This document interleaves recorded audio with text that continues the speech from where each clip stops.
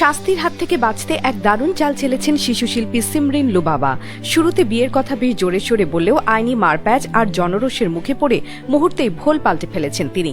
Net দুনিয়ায় আগুনের মতো ছড়িয়ে পড়া বিয়ের খবরের পর এখন লুবাবা দাবি করছেন তিনি আসলে বিয়ে করেননি, স্রেফ বাগদান করেছেন। মাত্র 15 বছর বয়সে বিয়ের ঘোষণা দিয়ে রীতিমতো শোরগোল ফেলে দেওয়া শিশু তারকা এখন আইনি জটিলতা এড়াতে চাইছেন চালাকির মাধ্যমে।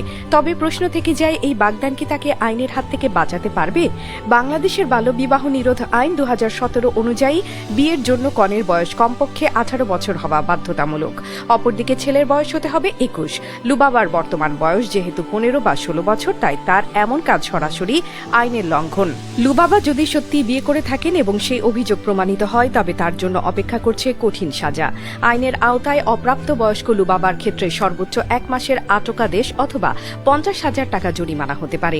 নিষেধাজ্ঞা অমান্য করলে সর্বোচ্চ 6 মাস কারাদণ্ড বা 10,000 টাকা জরিমানা অথবা উভয় দণ্ড ভোগ করতে হবে। তবে শাস্তির পাল্লা সবচাইতে ভারী হবে লুবাবার স্বামী এবং তার অভিভাবকদের জন্য। লুবাবার স্বামী যদি প্রাপ্তবয়স্ক হয়ে থাকেন, তবে তার হতে পারে সরাসরি 2 বছরের সশ্রম কারাদণ্ড এবং 1 লাখ টাকা জরিমানা। নাটকের টুইস্ট এখানেই শেষ নয়। লুবাবার চালাকি যদি আদালতে ধোপে না টেকে এবং প্রমাণিত হয় যে তার পরিবার বাল্যবিবাহের আয়োজন করেছেন, তবে এর সাথে জড়িত আয়োজক ও অভিভাবকদের কপালেও জুটতে পারে জরিমানা এবং কারাদণ্ড। আবার যদি কেউ এই বিয়ে নিয়ে কোনো প্রকার মিথ্যা অভিযোগ করেন, তবে সেই অভিযোগকারীর জন্য রয়েছে শাস্তির ব্যবস্থা।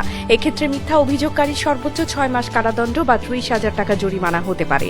লুবাবা পরে এটিকে বাগদান বলে ধামাচাপা দেওয়ার চেষ্টা করলেও আইনের হাত থেকে রেহাই পাওয়া মোটেও সহজ নয়, কারণ রেজিস্ট্রেশনবিহীন বিয়ে বাংলাদেশের আইন অনুযায়ী বৈধ নয়।